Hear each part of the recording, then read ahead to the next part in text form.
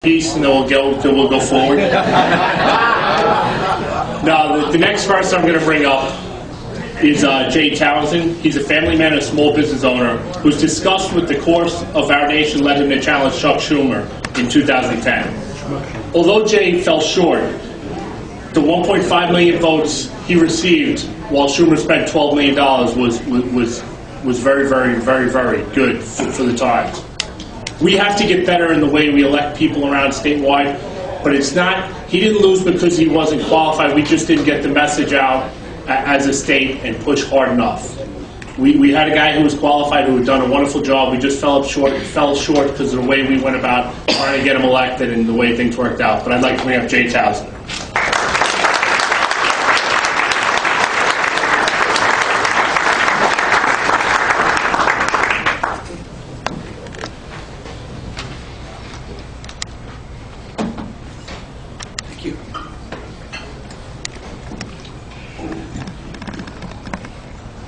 Last November, when Chairman Long and I were enjoying a post-election lunch, he told me that he was going to ask me to speak today. And let me tell you, I am honored by the invitation, the opportunity to say thank you for what you do, the honor, the high honor of running on your line for the United States Senate, your fidelity to the cause, your piety to principle, and yes, I'm going to say it, for the steel that you put in the Republican spine.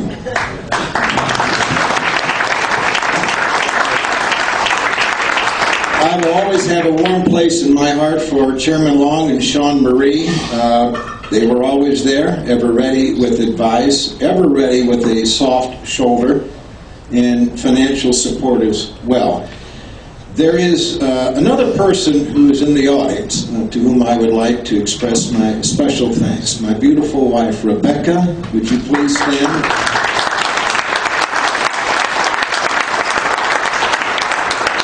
Without whom I could not have done this. I also want to thank the many conservative chairs in the room who kind of paved the way for us at the convention and helped lead the parade with some early support. I believe in you, and I thank you for believing in me. It is a source of pride that I granted more newspaper interviews and talked to more television cameras and radio microphones during the 2010 campaign than Senator Schumer, Gillibrand, and Andrew Cuomo combined. I never hid. I never refused an interview. Not once did I ever retreat from the principles which bind our movement. Not once was I ever forced to walk back any remark I made or eat any word spoken to an airline attendant. And though we came up short, we have every right to be proud of what we achieved. We forced Chuck Schumer to spend $12 million to defend his seat, monies that he would have otherwise given to Democratic candidates in Pennsylvania, Ohio, Illinois, Indiana, Wisconsin, and Missouri, all of which elected Republican senators.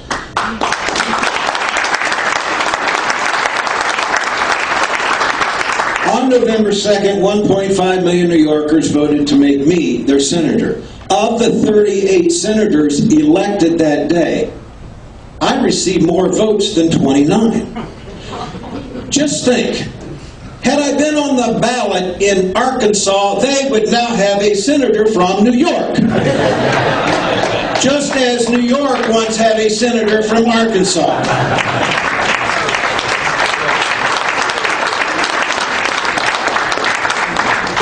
2010 is now history, and thoughts turn to 2012, and I'll start with the conventional wisdom of the chattering class. It's a presidential year, they say, and those liberal Democrats who did not vote last year will next year. New York City, share of the vote, they say, will climb from 29 to 34, and Republicans can't win more than 30% of the vote in the city. Dependent people in a state addicted to spending, they say, will never vote for a candidate who vows to spend less. This is my favorite. It will be impossible, they say, to combat the doting press coverage that is the birthright of a liberal Democratic senator who doubles as a middle-aged fashion model. Just think, if only I could get some TV talking head to call me adorable, maybe I'd get my picture in Vogue magazine. Yes, I've heard the conventional wisdom.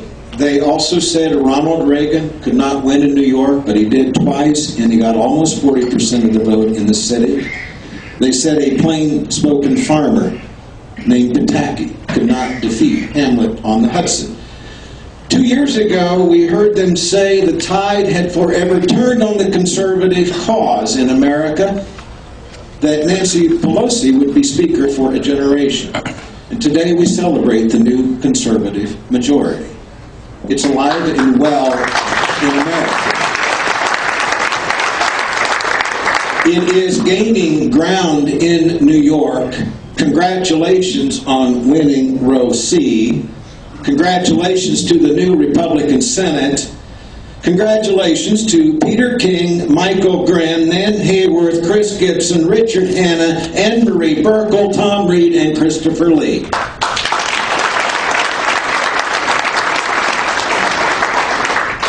These victories were not because our candidates abandoned the conservative cause. They won because they embraced it. You can applaud them. And in fact, there are days when our current Democratic governor sounds more like Chris Christie than Chris Christie. In fact, last Tuesday, for one fleeting moment, Barack Obama sounded more like Ronald Reagan than Barack Obama. Today I want to talk about New York, and I want to talk about America.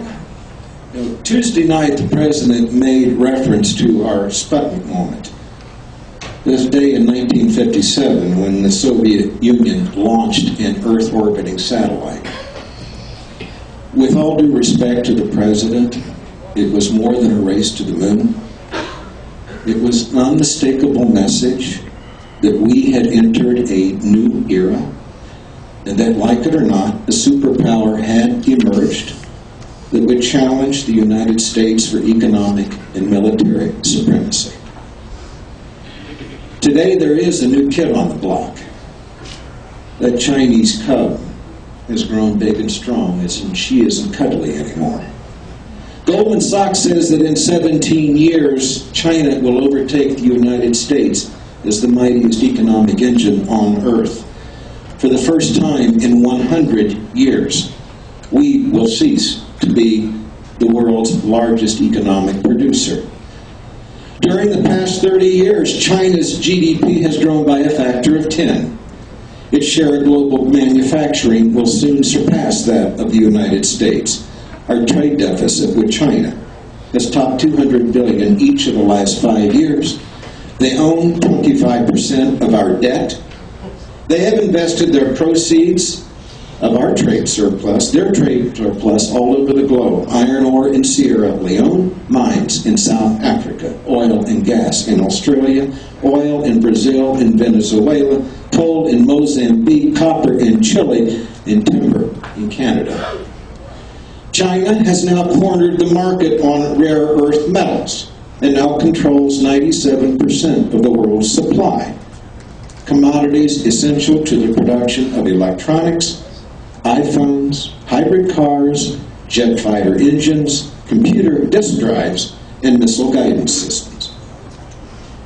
As our president now talks of slashing our defense budget, the Chinese are making annual double-digit increases in theirs, as they have each of the last 20 years. They are deploying a new anti-ship ballistic missile that can sink U.S. aircraft carriers. They've ramped up production of unmanned aerial vehicles. A recent display by one of their aerospace companies showcased Chinese forces using a drone to attack a U.S. aircraft carrier. They are building rockets, submarines, surface fleets, and a world-class Navy soon to challenge our dominance in the Pacific. I want to say to my president, would you please wake up? This is not a peaceful military buildup.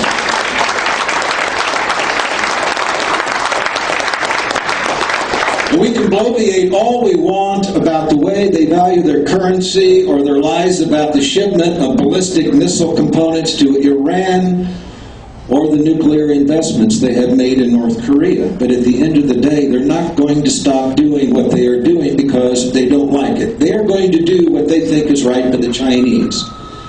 I think it's time we start doing what is right by the United States. Daniel Patrick Moynihan once said this about the importance of winning the Cold War. Nothing matters more. I now say that about the coming conflict with China. Let it be said here and now that we cannot meet this challenge by emulating the socialist failures of Europe. The British Empire, the French Empire, the Ottoman Empire, and the Roman Empire now lie in history's dustbin because they reached beyond their means, they squandered the resources of their people, they borrowed beyond reason, devalued their currency, starved their once mighty armies, and ceded their place on the world stage.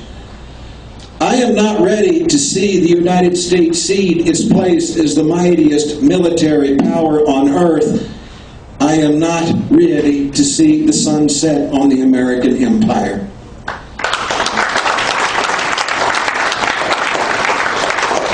We became the mightiest economic engine on earth because we dared to sail a different course. One that spawned more innovation, more wealth, more miracle drugs, more inventions, and more advances in the human condition. One that lifted more people out of poverty and afforded the people of this nation the highest standard of living of any nation on earth. We became the mightiest economic engine on earth, not by taxing talent and not by stifling innovation, not by inhibiting the creativity of the marketplace, but by refusing to place limits on human potential. We cannot remain the world's economic and military superpower by taxing businesses at the highest rate in the industrialized world. We cannot do it by saddling the next generation in a tsunami of red ink and calling it investment. We cannot do it with regulations that stifle the creativity of the marketplace or by placing a moratorium on energy exploration or by pretending that a cradle-to-grave safety net is more important than the liberties and freedoms that are the birthright of every American.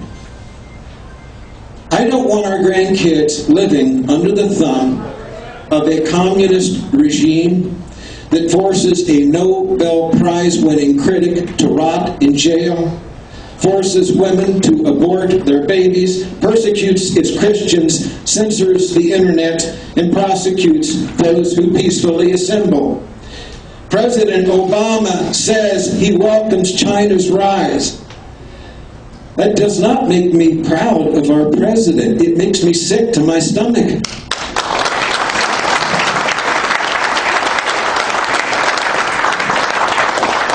We will rise to this challenge by embracing once again that which made us who we are. Two sacred words called American exceptionalism. What won the Cold War and brought the Soviet Union to its knees was not government control of our economy. It was a president who got the government out of the way. As Governor Cuomo now recognizes the importance of making New York more business-friendly, more palatable to the job creators, just as Governor Cuomo has said that New York needs to rethink its healthcare policy, reform its education policy to do better with less, we must now face the fact that the United States is now once again engaged in an epic battle that will determine our destiny. Andrew Cuomo was not my first choice in the race for governor, but I do now endorse his efforts to keep taxes down, his efforts to correct the death spiral of skyrocketing property taxes, his efforts to cut spending, his efforts to improve our business climate, his efforts to reduce the debt burden, his professed desire to restart New York's economic engine. I believe New York deserves at least one senator who is willing to support the governor's economic agenda. I believe New York deserves at least one senator who wants to move the country in the same direction. No great empire can long survive a governing class that sticks its head at the sight of an approaching adversary. I've heard my share of rhetoric from President Obama and Senator Gillibrand this past week. Today, I have a message for them. Match your rhetoric with deeds. Stop slapping the job creators with the highest taxes in the industrialized world. Make it easier for businesses to do business in the United States of America. Roll back those regulatory burdens that choke our entrepreneurs and our economic engine. Slay that job-killing monster called Obamacare.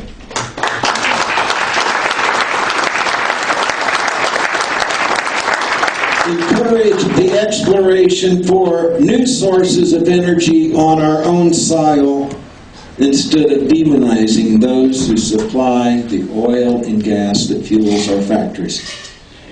Stop pretending that we can inflate our way out of your spending addiction. We can't. Let go of that notion that ruling elite should be empowered to decide who wins and who loses in the marketplace. Kiss goodbye to the notion that federal bureaucrats know better how to create jobs in a freely functioning marketplace. And yes, and while it is wise to rethink the cost of maintaining 820 different military installations in 135 different countries, let us never forget, freedom is not free.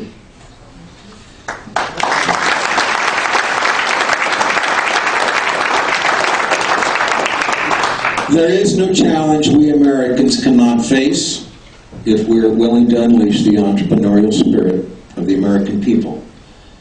There is no limit to the wealth that we can create if we do what we must to keep the United States the mightiest economic engine it has been the last 150 years. There is no adversary we cannot stand down if we are willing to do what we must to keep the United States the mightiest military power on earth. Let it be said that someday the progress we made, and I mean by that the conservative movement in New York, the people who fight for the values that we fought for, let it be said that the progress we made in 2010 was just the beginning of a new dawn for New York and a new dawn for America. Let it someday be said that the people of this nation rose in 2010 to reject the false premise of statism and the hoax of liberalism.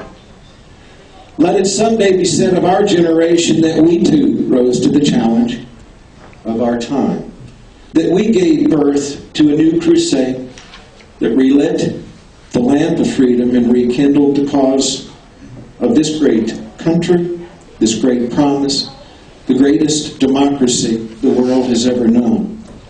Let it be said that because of us, that the freedoms we cherish and the liberties we love were preserved for future generations.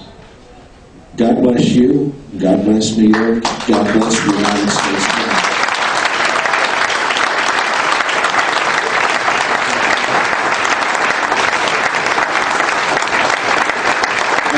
I'm told we have 5 minutes for questions. Yes? We could talk about his tax program, health care. To me, the biggest danger we have is his foreign policy. And the big boo-boo he made was in Iran when they had what's happening in Egypt now. Because that was a hostile regime was behind all the trouble in Lebanon. Western Frank. Yeah, well, that's what I wanted to say. This guy is a weak system. I mean, he's ruining this country. He could have, when he had the rights, he could have spoken strongly. He kept his mouth shut. And that's caused the trouble. I will comment, and this is part of what's wrong. I checked the Drudge Report coming in. You've got the Vice President of the United States saying Mubarak is not a dictator and he should remain. And you have the Secretary of State today announcing that we need to be prepared for a transition. Are they? They may be right in wondering whose side we're on. All right. Now, the fact of the matter is, he may be an SOB, but he's our SOB and he's our friend, and it's the largest country over there that's been our friend, and the second largest country is run by some people who are not so friendly. So yes, there seems to be naivete, and I go back right to it. This naivete about China, they're not kidding. They're not messing around. Yes, sir. Yeah, Jay, last year I did a story of a small company in Brewster, New York, and they manufacture industrial-sized lightning rods and so forth and so on. And they had patents on their product. However, what happened here is that, you know where I'm going because you saw the story. China copied their patent and now selling it back to companies in the United States for much less. Now, over 10 years, it cost us one small company in Brewster, New York, a New York company, $1 million a year. So over 10 years, it was $10 million they lost to China. Mm-hmm. And there is no international copyright protection, patent protection laws. Can you comment on that? You know the story I'm talking about. Yeah, and it's a long-term problem, and it needs to be fixed. And they're playing for keeps, and this is the way they operate. Oh, you want to do business in China? We get access to your technology. And we'll do business there for 2 or 3 years, and voila, we find out. Here's a new Chinese company with all the technologies that they just copied from American companies, and now they're competing with the American company and undercutting the cost of production. That's the way they play. I think at some point we start saying, you know what? If that's what they think is right by the Chinese, maybe it's time we did what is right by the United States, which is the whole general thrust of what I'm trying to say here. Instead of shipping these jobs to China, let's make it easier for these companies to do it in the United States. Yes, sir. China is a quasi-capitalist country living in a communist quote. I see it. Has a 10% growth rate approximately per year for quite a few years. But you feel personally they can continue to endure on that level without personal freedom, without a system of individual freedom? Well, one, have more people. Number two, we're shipping them our dollars, which they're now lending back to us. And look, at some point when they say we don't want your dollars anymore, or if we're going to lend you any more money, you have to raise your interest rate 3 points. You think they won't have control of our currency when they say that? You feel like it's sustained indefinitely? Yes, they're on a trajectory. Look, they're not ahead of us today. It won't be very long before they are. And what bothers me is their trajectory and the fact that they are taking this surplus and investing in their military at a time where we're talking about cutting back. It doesn't take rocket science to figure out where this is headed. One more question. Frank in the back. Jay, during our respective campaigns last fall, we discussed why it was so hard to convince our own Republican allies in Congress that China is a peril. Can you say a few words about that? Look, at some point, those of us who have been in the public eye or who may be again in the future, we have to throw caution to the wind and say, this deserves to be said. It needs to be said. It doesn't mean that we may win an election next year because it was said, but maybe we will inspire someone else or inspire someone else who runs in the future to say, I heard about that problem. It's time we fix this problem. How long have we been talking about this problem in New York now? 15 years. All right? Where finally rubber has met the mat, and you finally have a governor who now says, at least mouthing the right words, saying, we got to fix this. I would rather we not wake up in 17 years when we find that we no longer can put any ships in the Pacific and that they have surpassed us militarily. I hope we don't wait that long to wake up as what is going on. We need to start waking up to it right now.